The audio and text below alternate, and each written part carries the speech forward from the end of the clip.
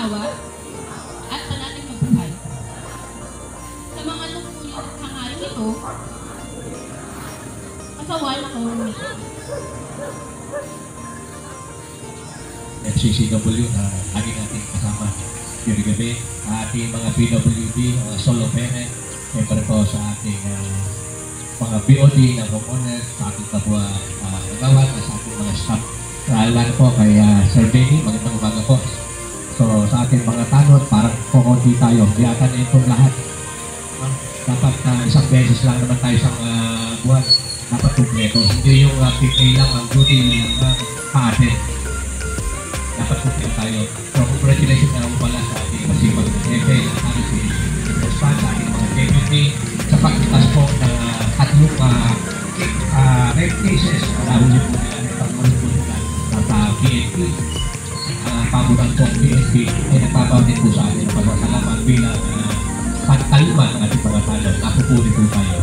Talon, huwag kayong magsawa, magservisyo, hihingi ng ating tulong ng servisyo, mga kasakyan, pagtugon sa mga pakunan at po lagi tayo. Siyempre po, yung ating mga empleyado, servisyo natin po natin. Kung kailangan po nila ng sasakyan, bigyan po natin. Wala po tayo kakamat-kamat na po. So, muli po, magandang umaga po sa ating lahat. Isang mapagpalang umaga. Siyempre po sa ating matalon, siyempre, at mga alipon na pagalang-galang kung sa lang uniforme, tapos na yung kaso. So, siyempre po sa ating konseho, yan, mahisipag na kusiya, at siyempre, hulog by Kapitan Eric Correges. Ako po ay niniwala na kaya po kayo narito ngayon, ay kayo ay hindi lang pinag-kapitan, kung hindi ang bawat isa inyo ay tutulong sa pag-angat ng ating barangay. May kanya-kanya po tayong talino, galit, talent. Sana po ay ating pag-ilahin upang sa ganoon ang ating barangay ay umangat. Pag umangat po ang ating barangay, may matatag po tayong mamumuno. Katulad po ng ating mga kasamahan ko diyan. At syempre, kasama na po ng ating kapitan.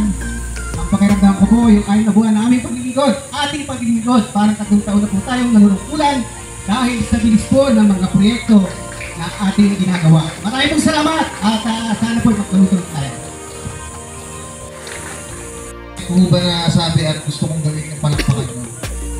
Kasi po, sa loob ng 7 buwan, nakita na po natin yung serbisyo na binibigay na Barangay Salawag at syempre po, yung pagiging tapat natin sa trabaho, yung pagsiservisyo ng maayos. Ako po ay proud na proud dito sa ating mga empleyado. Isang malaking karangalan po na kayo ay nagtatrabaho dito sa ating Barangay Salawag. Nagpapasalamat po ako sa inyo sa mabuting gawain nyo dito sa ating sa barangay. Gusto ko lang po mag-iwan sa inyo ng konting parang yung katapatan ba na kahit anong pila o kahit anong pera. Bakit po ba? Gusto ko lang po maging tapat kayo sa trabaho. Kasi po hindi mababayaran nga, tama po si partner, hindi po mababayaran na kahit ano yung katapatan natin. Kasi nga po, ito po, narinig ko lang din naman. Sabi nga nila, ang tapat, baliktarin mo man, tapat pa rin. Diba? Yun lamang po, magandang umaga sa inyo lahat. Nagawin dito po. HW. Yun, alam naman, meron din po ang ating pong PWD at Solo Parent at ang HOA ng San Marino. Magandang umaga po sa inyo lahat. Sa ating pong mga BNS at BHW na talaga namang nagkatyaga kahit abutin ng ulan o init para sa kanilang mga programa para sa ating barangay, ay patuloy po kaming susuporta sa mga ginagawa ninyo. Alam po natin na napakahirap, pero kailangan po nating kampanan ang mga sinumpaang tungkulin para maisaayos ang mga programang binigay at tinatang sa ating ating pamahalaan. Ayun po, pagputihin po natin ang ating mga gawain, ayusin po natin ang pagtutungo sa mamamayan ng Barangay Salawag dahil yun po ay refleksyon ng pagkatao natin para sa ating barangay. Yun lamang po, maraming salamat at magandang umaga. Magandang umaga po sa inyo lahat. Hindi ko na po kayo babatiin isa-isa dahil magbati na po kayo ng aking mga kapwa sa pagkagawad. Pangunahan na po na ibalita sa inyo ni Kagawad Oscar Honor na talagang nandito po ang ating mga munisipyo na tanod at pati na rin ang mga Bausides officer. sa pagtulong po sa pag-aasikaso ng mga iba't ibang kaso tulad po ng mga rape cases na talagang dumami po nitong nakaraang buwan. Iniisip ko po kasi kung papahabain ko pa talaga ang speech ko pero mukhang kailangan po kasi tayo marinig ng lahat ng tao o lalo po tayo na dito sa barangay. Nakakalungkot man, masaya pa po na nakakahuli po tayo ng mga taong nag-aabuso ng mga tao ng kapwa. Pero nakakalungkot din dahil may mga ganitong klaseng pangyayari ba. Kaya naman gusto ko lang po ipaalala sa inyo na tuloy po natin pag-ingatan po ang sarili, ang mga anak, ang mga kasama, mga kakilala, kapitbahay at iba pang mga bata na sa paligid natin. Tatandaan niyo lang po na may nababastos dahil may nambabastos. Hindi po kayo kailanman naging kasalanan po ng biktima kasi may na-abuso. Kaya naman kahit medyo mabigat na po yung pinag-uusapan natin ngayong umaga, gusto ko naman po pag-aanin dahil nandito po ang buong barangay na laging nandito po sa likod na tumutulong. At hindi na po yun, nandito po ang ating bounty desk officer na nalagdagan pa po ng isa. Si Tita Susan, good morning po. Masipag po talaga na nag-aasikaso, kumakausap at bukas po talaga ang pinto ng barangay para i-handle ang mga ganitong klaseng kaso.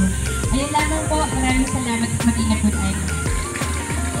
Tapos pipili din ako dito. Pipili din ako. So kami mapipili. So, meron tayong panauhin ngayon. Lagi ko nakikita yung panauhin natin.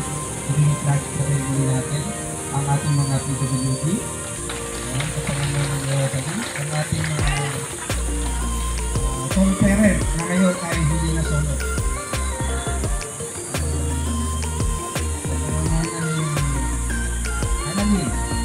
So, meron pa rin tayong panauhin dito. Ang mahuhusay natin dito sa San Marino City. Yung nakikita ko yan. Alam ko, may minimum yan.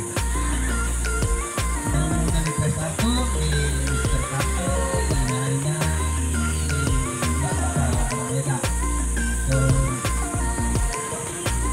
at sa inyo lahat, magandang umaga. Kanina, maganda yung topic ni Pastor.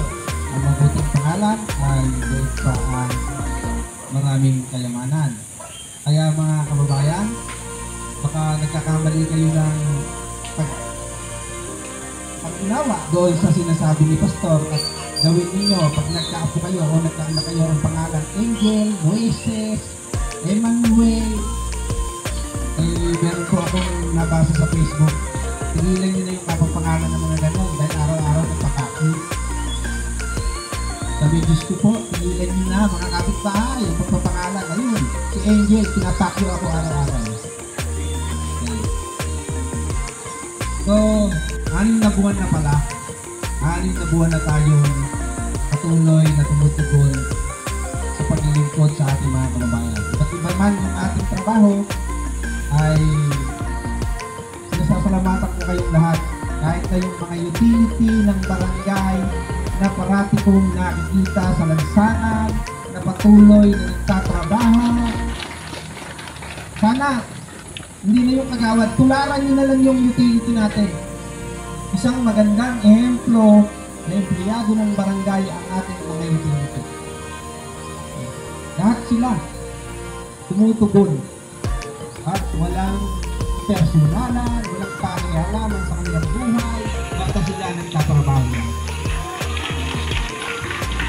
So ngayon naman, nakita ko naman na tumutugon din tayong lahat sa pangangailangan ng ating mga kababayan. Alam niyo ba, ang pangarap namin, gusto kong maging pangarap din ninyo na maging #1 tayong barangay sa Dasmariñas. At naandoon na tayo ngayon. Dating naandoon na tayo, biglang pumunta ulit tayo sa ilalim. Ngayon, nasa ibabaw na ulit tayo. Ang aming mission and vision, maging #1 barangay tayo sa Dasmariñas sa aspetong ano? Sa edukasyon, sa kalusugan, sa kalinisan.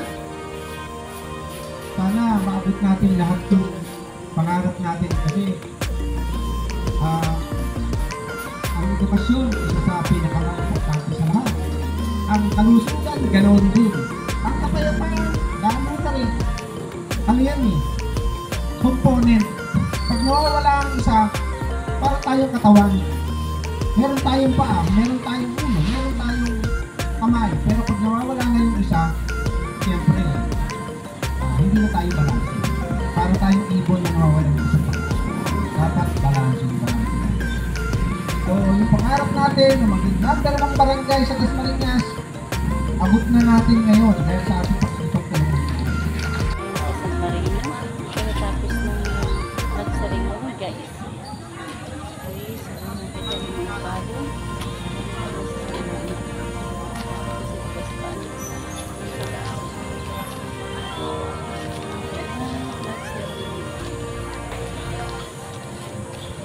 First, ano na ba blessed Monday ever?